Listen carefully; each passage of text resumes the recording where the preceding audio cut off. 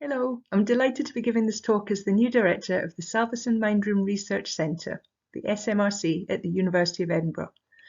And I'm very honoured to have the opportunity to continue the work of the Centre's fantastic previous directors, Professor Sue Fletcher-Watson, and before that, Professor Anne O'Hare. Today we're talking about neurodiversity in education and clinical practice, joys, challenges, and future research directions. At the Centre, we were so saddened last year at the death of Alistair Salvesen, whose philanthropic generosity enabled the establishment of our Centre more than a decade ago. But we wanted to remember his joyful and productive involvement with the Centre over many years, involvement that, through the research he supported in the Centre, made a huge positive difference to the lives of neurodivergent children and young people.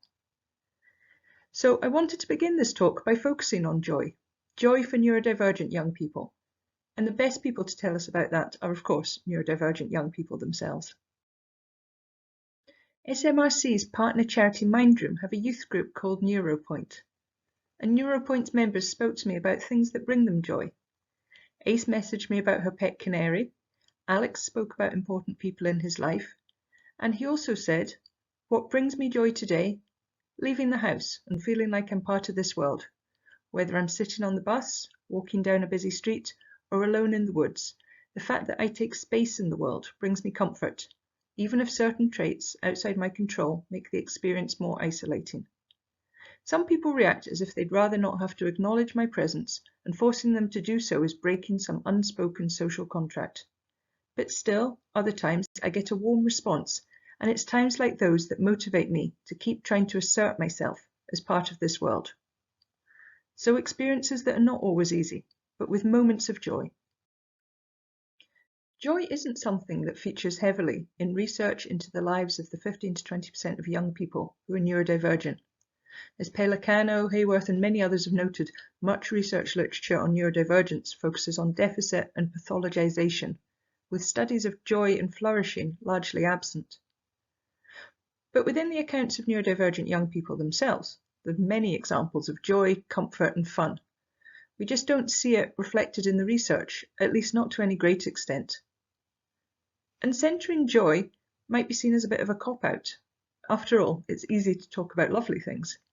But doing so doesn't mean accepting the status quo or ignoring evidence of the very stark inequalities experienced by neurodivergent young people as they navigate a society built around neurotypical norms, rules, and practices.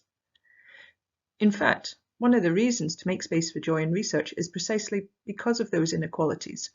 Hall and Steele, for example, talk about joy as being radical, precisely because it's joy that's been crowded out of people's lives. It's inequalities in education, in health, in society that must be addressed, but always with an eye to our desired outcomes for neurodivergent young people: happiness, joy, and the opportunity to flourish. Thinking of education specifically, for many, not all, but many neurodivergent young people, school's an overwhelmingly negative experience, and I'm going to come on to that. But I wanted to begin by noticing the positive, helping us to think about where we want to go, and importantly, how we might get there. So, let's look first at play and learning. Of course, it can be a positive experience for all children. Neurodivergence, though, is associated with some characteristics that can, in the right environment and with the right support, enable children to experience uniquely positive aspects of play and learning. For example, Becky Wood explored a key autistic characteristic, the experience of intense interests, and she found that for some autistic children in school, being able to explore these interests brought joy, comfort, greater enjoyment of school, and the opportunity to develop expertise. As an example, this is the magnificent common rain frog, suggested by Ace, a member of NeuroPoint team, as one example of their passionate interests that bring them joy, which may also lead on to learning more about biology, geography, or climate, or maybe just be a joy in and of itself.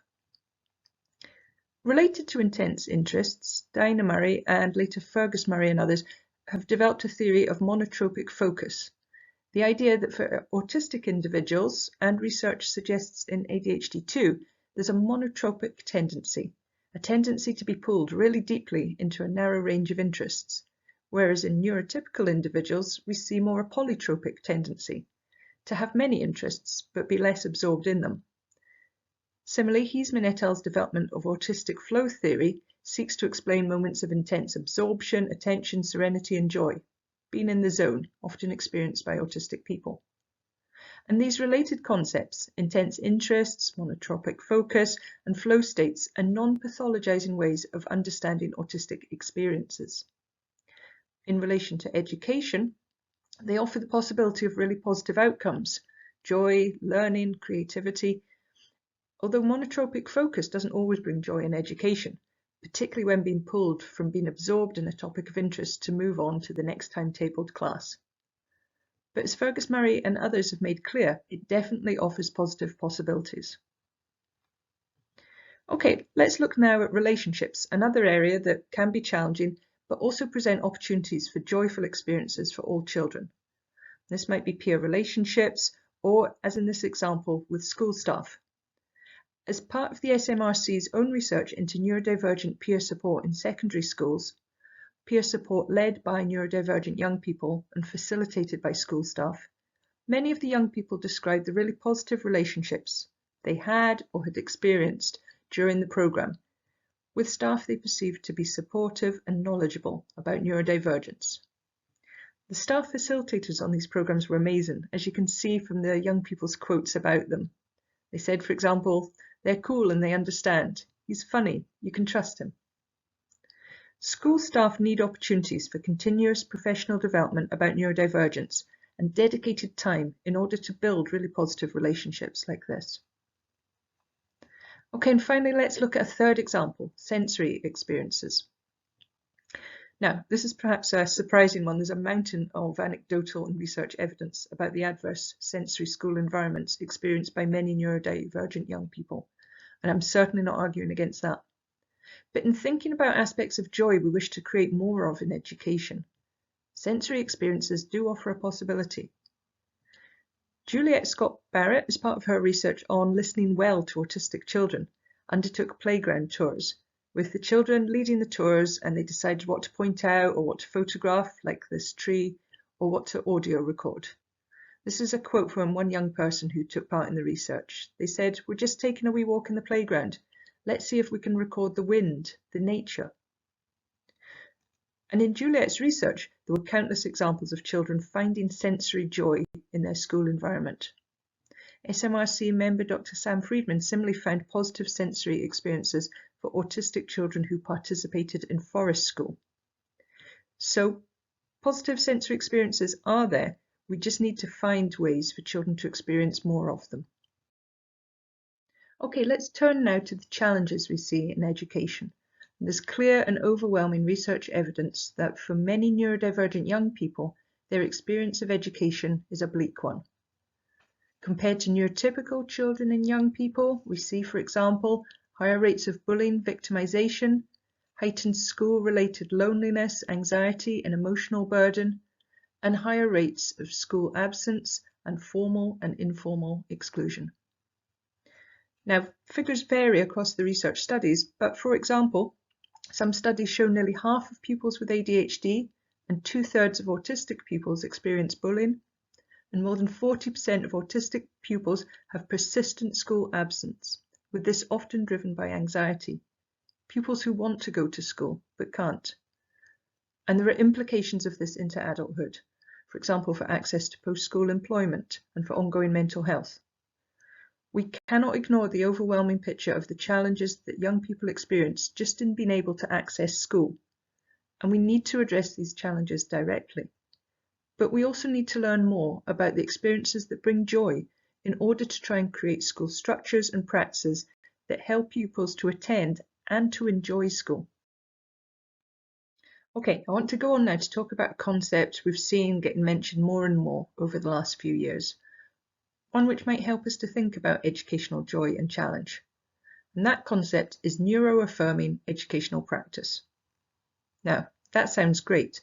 Practices which reframe neurodivergence in a non-pathologizing way, practices which affirm and value the identities of neurodivergent young people, creating inclusive environments without requiring conformity to neurotypical norms.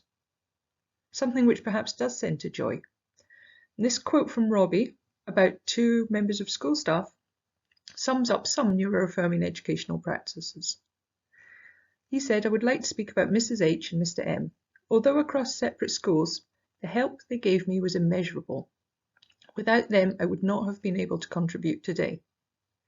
In the end, what they did for me was simple. They believed me and accepted me. I never felt as though any part of me would be ridiculed or scorned when I was with them. I never had to fear revealing my identity or struggles. I always knew, even if their organizations were imperfect, that they would do everything they could to set things right.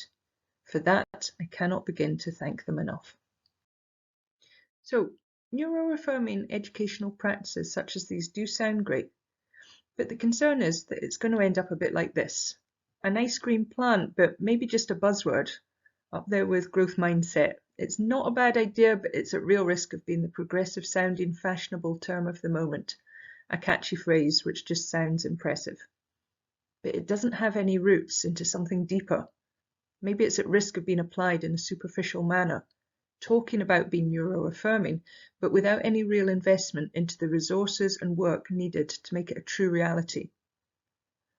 At worst, there's a risk of this phrase being applied whilst inaccessible structures and approaches continue. A picture of truly neuroaffirming and neuro-inclusive educational practice maybe looks more like this. Above ground, it's a colourful, joyful experience, but beneath it there's really solid roots which represent the real recognition of all that's required. And yes, some neuroaffirming actions don't take much. Think of Robbie's quote there. It was about being believed and accepted. But if we think about those wider organisations he mentioned, education's been built on centuries of the dominance of neurotypical ideas. So there's deep and multifaceted work needed to undo this. This isn't about a single toolkit or training session, and I don't think anyone, particularly teachers themselves, would ever think that it is. This is about what happens in the classroom, creating conditions where neurodivergent young people can thrive as themselves. But sometimes that gets put all on teachers, and sometimes by those who are not fully aware of the realities of working in schools. This isn't about teachers or even schools doing this alone. It's also about what goes on outside school. As Kieran Rose writes about neuroaffirming approaches, this is also about challenging systems and structures. It's about having all these things: contemporary theories, knowledge from research, inclusive attitudes, evidence-based resources, and bold approaches. And it's about undertaking critical self-reflection, partnership working, policy development, investment in services, and challenging societal norms. And thinking about that partnership working in particular, this is about working collaboratively across education, health, social care. Kirsten will be talking more about that picture in health later on. And this is also about what's going on in families, communities, and society more broadly. Ensuring neuroaffirming environments is everyone's business, and knowing that everyone can make a difference. What's happening outside of school influences and is influenced by what's happening in school. And most important of all of this is about listening to young people, understanding their experiences and involving them in decision making. Neuroaffirming absolutely doesn't mean accepting everything young people do in the classroom without question, but it is about ensuring that the systems, structures and approaches are in place to ensure that we're able to support all young people to live joyful and fulfilling lives. So, knowledge from research is one of the factors I highlighted there as being important for developing neuroaffirming educational practice. And I wanted to share a couple examples of the research that SMRC is doing in that vein. First of all, a wonderful piece of research led by Dr. Catherine Crompton. Now, this is work with autistic adults, but I think it really has implications for thinking about neuroaffirming practices in schools. This work was funded by the Templeton World Foundation, and it was a replication and extension of some of Catherine's previous research. The study explored the effect of matched and mismatched neurotype on information transfer, or sharing information, between autistic and non-autistic people. Now, deficit-focused theories of autism predict that autistic people will have difficulty sharing information because of the communication and social interaction skills involved. And this research really put those deficit theories to the test. In the study, information was shared along chains of people, the first person hearing a story and then sharing that story information to the next person, who then shared it to the next, who shared it to the next, and so on. In this research, as you can see in this lovely cartoon by Sunny Hallett, the chains down which information were passed were either all non-autistic people, like that blue chain at the top, or all autistic people, like that orange chain in the middle, or an alternating mix of autistic and non-autistic people, like that chain at the bottom. Altogether in the study, there were 324 participants, all formed into these 6-person chains. Now, the deficit theories of autism predict that this chain in the middle of autistic people, that orange chain, would be less effective than the non-autistic chains, those blue ones at the top, at transferring information because of those social and communication difficulties. But a more contemporary theory, Damian Milton's double empathy problem theory, holds that social interaction is of course bidirectional. And this is not about autistic people having communication deficits. This is about autistic and non-autistic people not always understanding each other. Milton's theory predicts that all autistic chains would not experience difficulties in information transfer as a result of better rapport and an ease of communication between autistic people. However, his theory does predict that we might see difficulties in those mixed chains because of a mismatch between autistic and non-autistic modes of communication and understanding. So, this research looked at information sharing down chains of 6 people as they shared passages of information. What did they find? Well, you can see some of the findings in this graph. Along the bottom of the graph, you can see the order of the people in the chain. Now, the first person watched a video in which a passage of information was read, which contained 30 individual details. And they then told this information to the next person in the chain, who shared it with the next person, who shared it with the next, and so on. Up the side of the graph there, you can see how many of the 30 individual story details the person recalled when recounting the passage to the next person in the chain, out of a maximum of 30. And you can see, not surprisingly, as the information goes along all of the chains, more and more of the details of the story are lost. But what I want to focus on here is the black line, the non-autistic chains, compared to the yellow line, the autistic chains. And what you see are that these lines are extremely similar. In fact, they found no significant difference in information transfer accuracy between autistic and non-autistic chains, indicating that autistic adults are not impaired relative to non-autistic participants in their ability to transfer information accurately within same neurotype chains. Put simply, autistic people were just as good as non-autistic people at the social and communication skills needed to share information effectively. So, what does this mean for neuroaffirming educational practice? Well, this research was with adults, not children, and it was research that wasn't done in schools, so we need to be really cautious in thinking about implications.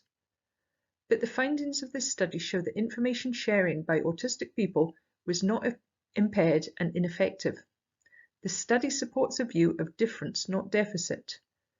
It shows that neurotypical methods of sharing information were not more effective, though sometimes they're held up as the gold standard, either explicitly or implicitly.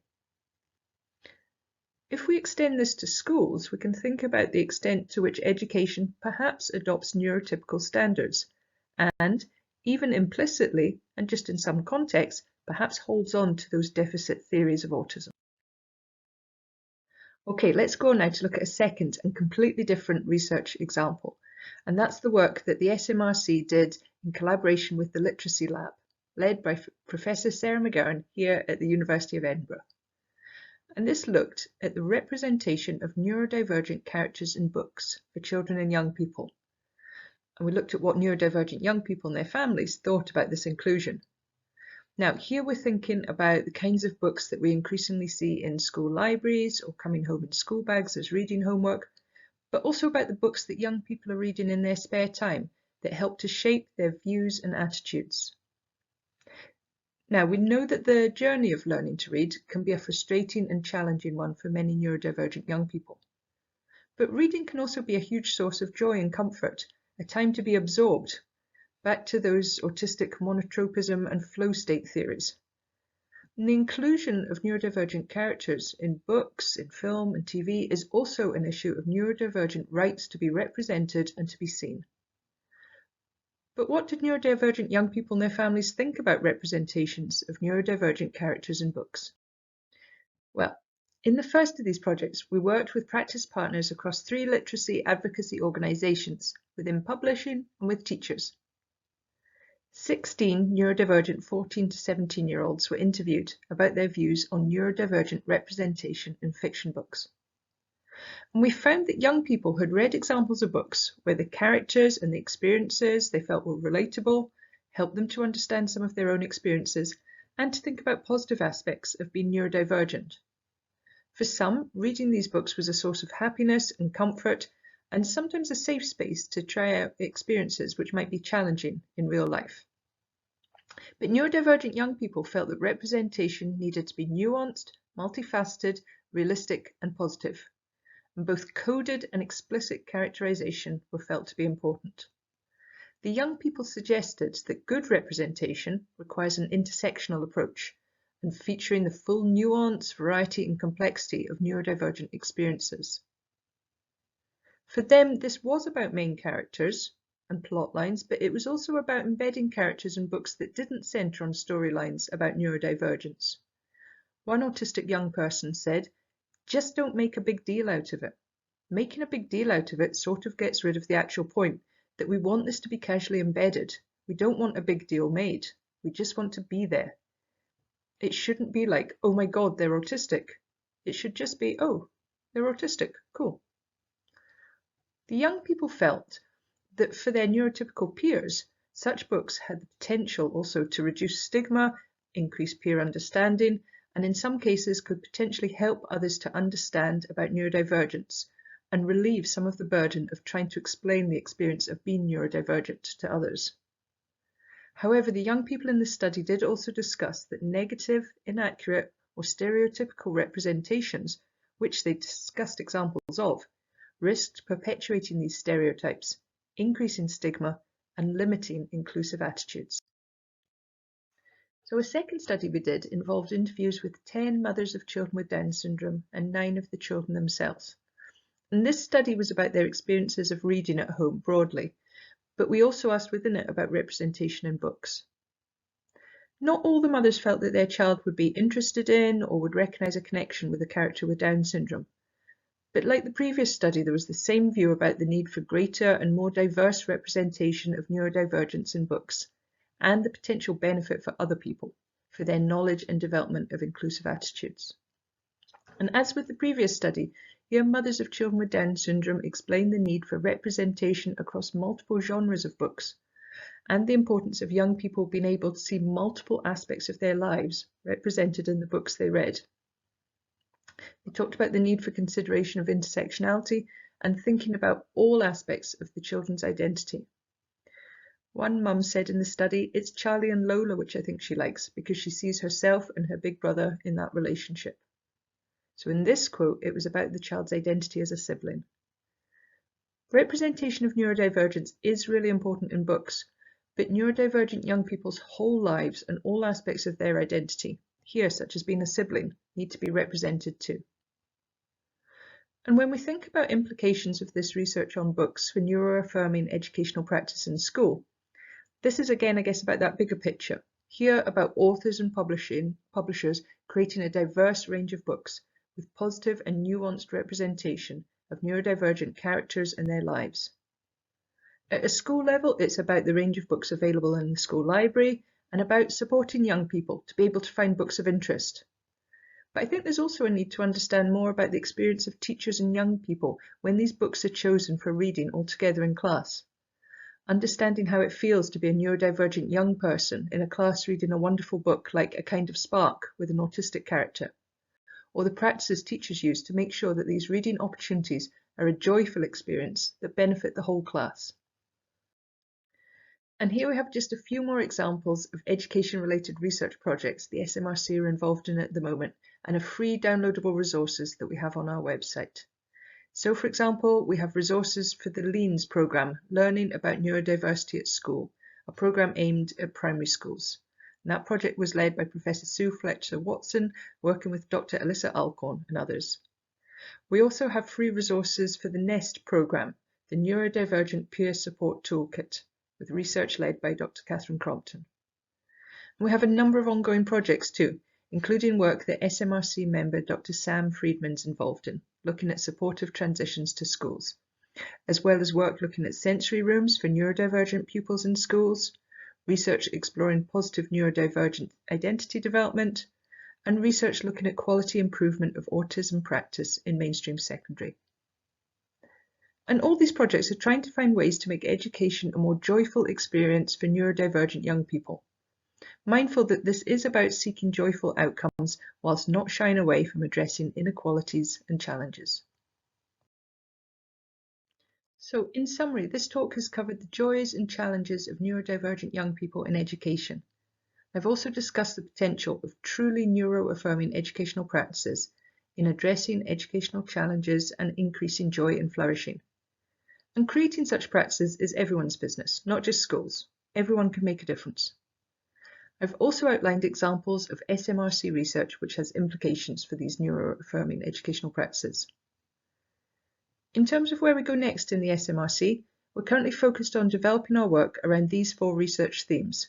And these were developed collaboratively with Mindroom, but also with the involvement of Alistair Salvesen, so they very much represent a part of his legacy, which I'm so pleased we're taking forwards.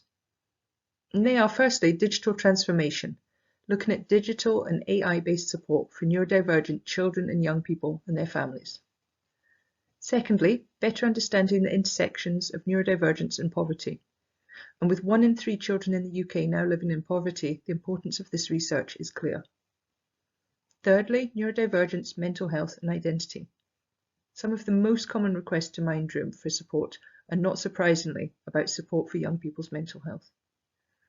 And finally, neurodiversity at work. So for example, what are the workplace experiences of parents and carers of neurodivergent children and young people? And how do we support employment of neurodivergent young adults?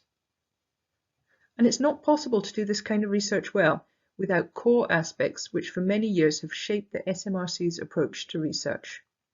So partnership working with the charity Mindroom, but also with others, for example, across academic disciplines, with those working in informatics, AI, mental health, physical activity, and so on, and across sectors with education, health, and social care. Valuing lived experience and expert advice, co-production with neurodivergent young people and adults, and a focus on research engagement impact. And thinking about that partnership working aspect, we're going to move now from education to clinical practices, and I'm delighted to hand over to Dr. Kirsten Verity, an NHS clinical neuropsychologist, to talk about the experiences of neurodivergent young people in that context. Hello, I'm Kirsten. I'm honoured that Katie has invited me to share my perspective regarding how our neurodivergent young people move through NHS systems and what we could do to support that. I was aware of Mindroom really since its inception. I started working in paediatric neuropsychology in Lothian Child and Adolescent Mental Health Services, also known as CAMS, in 2004, and around about that time I also started meeting with the wonderful and very sadly departed Professor Anne O'Hare. And we often discussed the challenge that we both felt meeting the needs of people, children and young people with neurodevelopmental presentations. And it was these conversations, I guess, that underpinned the development of PAVES, which is a piece of work I'm going to tell you about in just a wee minute.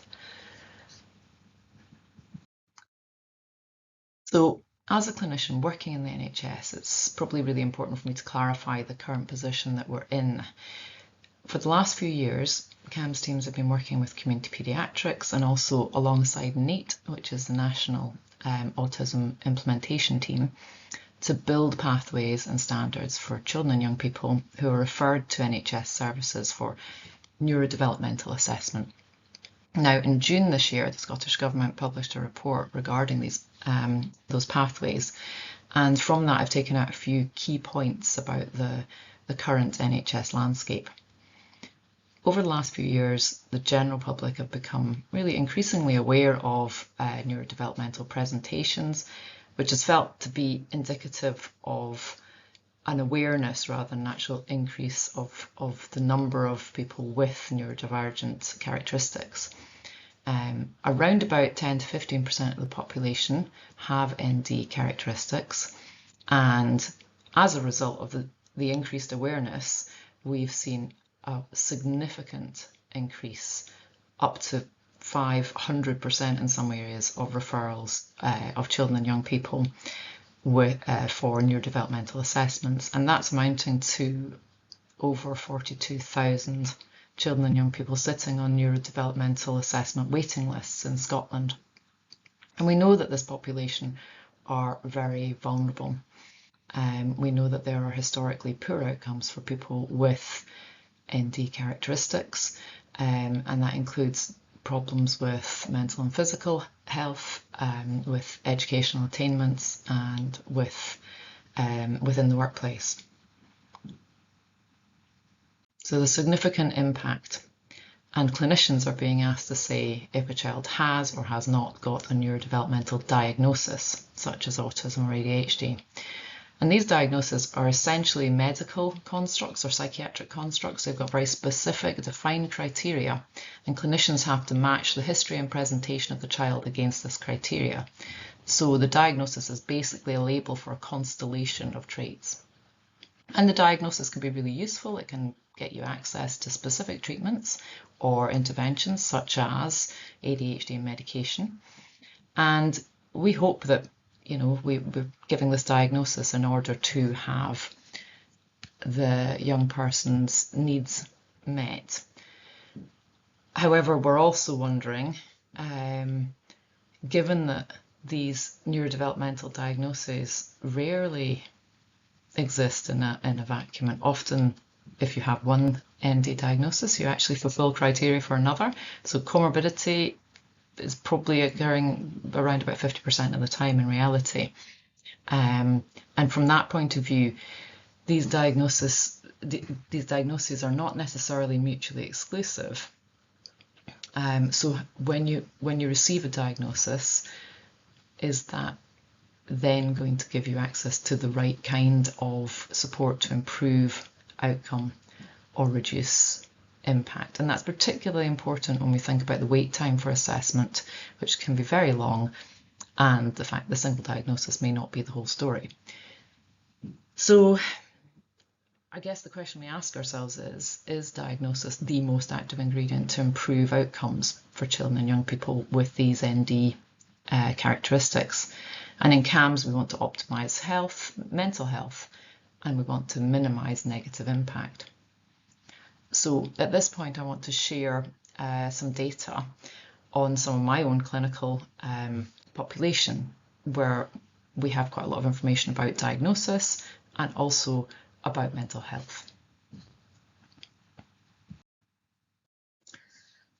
So as a paediatric neuropsychologist, one of my main populations I work with are children and young people with epilepsy.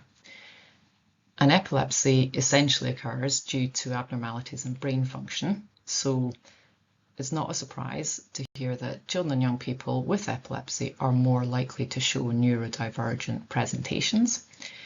And we've known for some time that these children and young people with epilepsy are also at increased risk of mental health difficulties and learning problems. So recognising these vulnerabilities, neuropsychology and neurology developed PAVES, which stands for Psychology Adding Value Electronic Screening. And PAVES is a system that we use within the epilepsy clinics to allow the epilepsy team, so that's doctors and nurses, not psychologists in this case, identify and meet low-level mental health and neurodev needs. And it helps them to spot signs of difficulty early on, and also to think about meeting some of those needs. And as a result, we've seen that this intervention, PAVES, has actually reduced the number of children and young people who are being referred to CAMS, which is a huge relief, because we've seen high levels of referrals previously. Now, a byproduct of using PAVES is data, and there's a digital tool in PAVES that includes the Strengths and Difficulties Questionnaire, also known as the SDQ. I'm sure many of you already know the SDQ is very well validated, it's widely used, and it's a 25-question questionnaire. It looks at 5 main areas covering emotions, things like worries and fears, conduct, so behaviour, hyperactivity and attention, peer interactions, and social behaviour. And obviously, as you can see, several of those domains probably map onto what we might think of as ND characteristics, especially attention and social behaviours. And the SDQ also includes an impact scale, which tells us how much these difficulties affect a child's daily life, so at home, at school, in friendships, and during leisure activities. So let's have a wee look at this data-wise. So we've had consent to collect SDQ data from 371 children and young people who are coming through the epilepsy clinic, and we stratify the results into red, amber, green scores. So before I show you the results, just to let you know, we would expect that the red scores in the general population would amount to around about 5 to 10% of the population, and for the amber group it's going to be maybe another 10 to 15%. So that's a sort of borderline rather than clinically significant difficulties, but they're still worth consideration, obviously. And in terms of thinking about how this looks in our epilepsy clinic sample, the picture is quite different from the expected norms I just gave you.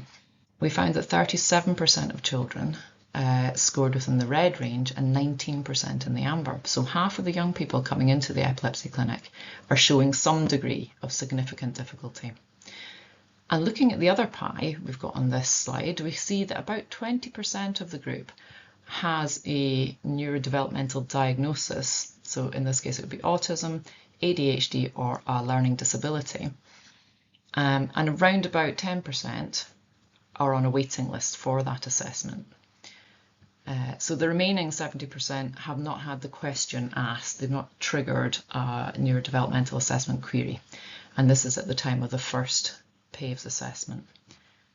So how do the scores look for those children and young people with an actual in-place neurodevelopmental diagnosis versus the other groups? So for those with no diagnosis in the first pie chart, we see that 22% scores in the red range, and for those already diagnosed, it jumps to 78%. Those on the waiting list are sitting in the middle, around about, that's 57% scoring red. So it looks like there's a strong relationship between ND status and those elevated SDQ scores. But we know some of the domains of the SDQ likely map on to ND characteristics. So what if we were just to look at the emotions domain of the SDQ? So the emotional symptoms questions ask about worry and fear and tearfulness and physical signs of stress, such as headache. And for these scores, the cutoff we're using would be expected to place around about 10% of the general population of children and young people in that red range that we see. So looking at the results, the group without an ND question mark over them, so to speak, came out with 29% scoring in the red range. So we can see that children and young people with epilepsy are definitely vulnerable to showing emotional difficulties compared to the general population. But for those with an ND diagnosis, the figure almost doubles, up to 60%. And for those waiting for an assessment, it's somewhere in between again, around about at 49%. And obviously this is really raw data, it's clinically generated, it's not been cleaned up, but to my eye, I think it suggests that there is a significant emotional burden for children and young people who have these neurodevelopmental diagnoses. And I think we need to consider a little bit more about what is going on for them. So let's look at the next slide, which is looking at the impact domain of the SDQ. And this gives us quite a clear picture of the impact that the difficulties the young person experiences are having on home life, learning, friendship and leisure. So of the kids with no ND diagnosis, about a third scored significant impact on daily life.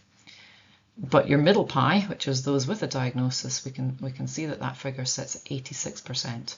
And for those waiting for an ND assessment, it's around about 70%. Now, these are very early data. We need to be careful not to overinterpret, and there's a lot of potential cleaning up to do. And we need to explore the contributing factors more kind of rigorously. But to my eye, my initial take on this is that this diagnosis, an ND diagnosis alone, doesn't seem to normalise the experience or reduce the challenges that these children are facing in day-to-day life.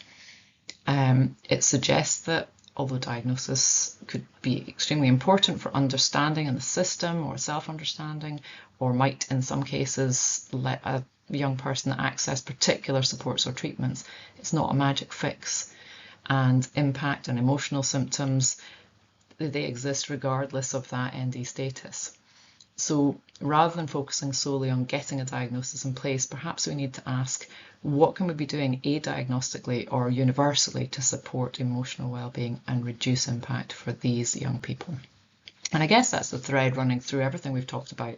What can we do as clinicians and teachers and parents and experts by experience? How can we work together to understand and respond to the needs of these young people early, rather than waiting for a diagnosis to be in place before we act? And on that note, I want to shift slightly and tell you a true story that maybe suggests some answers. And if not, it's an interesting story that we can reflect on anyway, I hope. So this is a true story. It's called The Christmas Card Incident. And I want you to picture the scene on a wet Friday afternoon in October. The 7-year-old boy comes home, he's looking upset, and he says, "Mummy, please don't buy my Christmas cards this year. Promise you won't buy them." What a shame. Now, everybody knows what the Christmas card situation is, I'm sure. The handmade Christmas cards that the school prints for, that your child has drawn, school prints and sells back to you, and you send to all your relatives. So the conversation goes something along the lines of, his teacher had basically said, draw something Christmassy, and he had gone for it. He started with Santa and presents and the tree, and then he added ice and snow and sledging and snowflakes and everything he thought of, and then he looked at it and he just saw a mess. And then he looked at the rest of his table and he felt like everybody else's is better, and he didn't want anyone to see it. Do you want to see the Christmas card? Okay, so the Christmas card looks like this.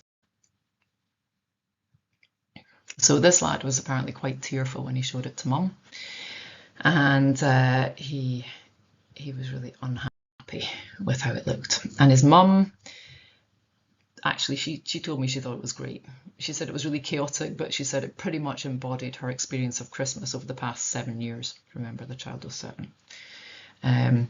But despite her reassurance and her praise, her son just couldn't see it, and he just pleaded that she promised that she wouldn't buy it. The situation wasn't made any better by this teacher that he had, who made comments like, he needs to learn to concentrate and you need to try harder, etc. So the upset and the conversations continued for the next few hours, and Mum felt she was getting nowhere in convincing her son that his card was perfect as it was.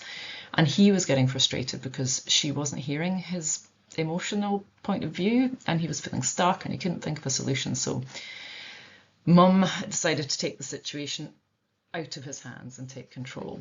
I don't know if anybody noticed in the Christmas card I showed you what she did, but basically there was an accident, a tactful accident. Let's look again. So you will see there is a drinks ring. A cup of tea accidentally went onto the card, and Mum said, "I'm so sorry. I'm going to write to Miss Walker. I'm going to tell her that I damaged the card accidentally. We're going to have to do another one. It's all my fault. We'll sort it out this weekend." And so what she did was she helped him navigate around his difficulties. She focused on all the positives, all the things that his brain had thought of as great. She contained his anxiety. She recognised some of the underlying things that his brain was struggling with, like decision making and planning and impulsivity and staying on track and keeping with the plan. And while he did the card together, Mum praised him and for the effort he was putting in, and they talked about the things that were a wee bit tricky and what other people could do to help him. So what was the point here? Well, it wasn't therapy, it wasn't doing a diagnosis, it was recognising what the child needed. So she didn't diagnose, she didn't medicate, she didn't teach the child to draw, she didn't do it for the child. And in the end, he made another card that he was proud of and he was happy with, and he wanted her to buy it and to distribute it around family members this Christmas.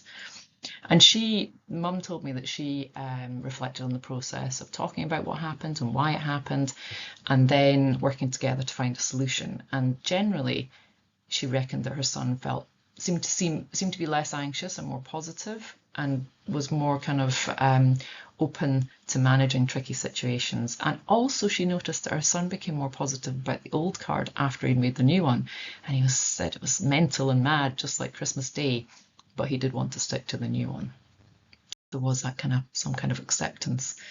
Now, this young person didn't have a formal diagnosis of a neurodevelopmental condition, but he did happen to have a mum who had a bit of knowledge about supporting children with ND challenges.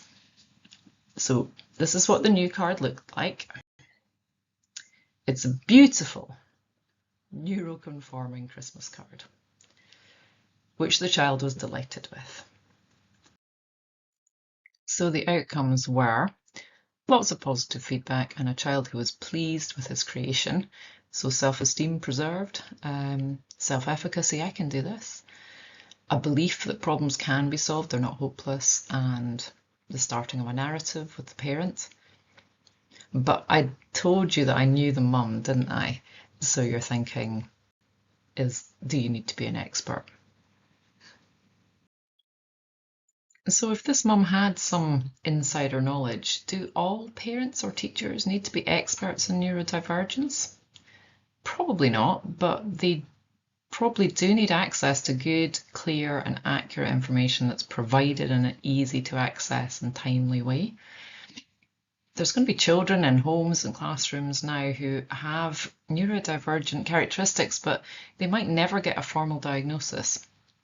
But being able to access understanding and support and a positive neuroaffirming narrative might really help them to maximise their potential and hopefully minimise potential negative impact. And if we're very lucky, hopefully they'll experience joy in their neurodivergence. And I think that's where Salvesen Mindroom Research Centre comes in, bringing together expertise from NHS and education and third sector, as well as from experts by experience of children and young people and families themselves. And if we can share this collective knowledge, I hope that we can move from the chaos and anxiety to something calmer and more hopeful and maybe more joyful for children and young people with these ND presentations. Maybe moving from the experience of the card that the child had initially, with or without diagnosis, from this feeling of chaos and helping him to achieve what he wanted at that time of his life, which looked more like this. And so on that note, I'll hand you over to Alan Thornborough, who's the CEO of Mindroom, who's going to share a bit more about the organisation's perspective on this collaborative work. Hello, I'm Alan Thornborough. I'm the Chief Executive of Salvesen Mindroom Centre, and it's a great pleasure to be speaking to you tonight. And thank you very much indeed to both Katie Cebula and to Kirsten Verity for their contributions tonight as well. And I would also echo my great thanks to Alistair Salvesen, who has made all of the work of the Salvesen Mindroom Research Centre possible and has supported so many thousands of children, young people and their families through the Salvesen Mindroom Centre. So just a few remarks from my perspective to conclude this evening's lecture, and I'll bring us back to joy and happiness, which is where Katie began. So often we hear of difficulty, we hear of struggle, and that is certainly true for lots of neurodivergent individuals, as well as the families around them. But what we don't perhaps hear enough of is about the strengths and qualities and uniqueness that people can bring to the world. And that's very much the world that Salvesen Mindroom Centre inhabits, where we try to unblock what is blocked, we try to reduce friction, we try to advocate and support, but ultimately to give people the tools to be able to do that for themselves. And for us to be ourselves, and for us to see, accept and value difference in one another. And surely that is the world that we want to inhabit. And speaking of which, we talked about neuroaffirming environments, and by that what we mean is it is our collective responsibility as human beings to create the inclusive environments that help everybody to be themselves and to thrive, whatever that might mean for them. And that is something that we can do from the classroom all the way through to the boardroom. And so my thanks to many of you who are here in the room tonight and watching online for the work that you are doing to make classrooms more inclusive, to improve the availability of services and supports right across society and our communities. But there is more to do, and we know that the scale of what is presenting cannot possibly be responded to by the system as it exists today. And this brings me to my final point. While a diagnosis is obviously very important, and we take nothing away from that, people do experience difficulty both before and after a diagnosis of a neurodevelopmental condition. And so we shouldn't wait to get support to people when they most need it. And that is the work that we do day and daily. Last year we supported over 2,100 individuals and families with very practical tools that can help them to get up and on in their lives. And that's something, again, that we can all do. We give guidance to employers as well as many other organisations and ask them to assume that a diagnosis is in place to provide basic things like reasonable adjustments. So there's an awful lot that we can do together, collectively, but also individually, in just better understanding what neurodiversity is, how that can present, the strengths that individuals can bring, and not to shy away from the difficulties they can face, but the responsibility that is upon us to enable more inclusive environments where we can all flourish. So thank you very much for coming to our lecture this evening. We're very grateful and we look forward to continuing our work with your support, I hope, and I wish you a safe journey home. Thank you.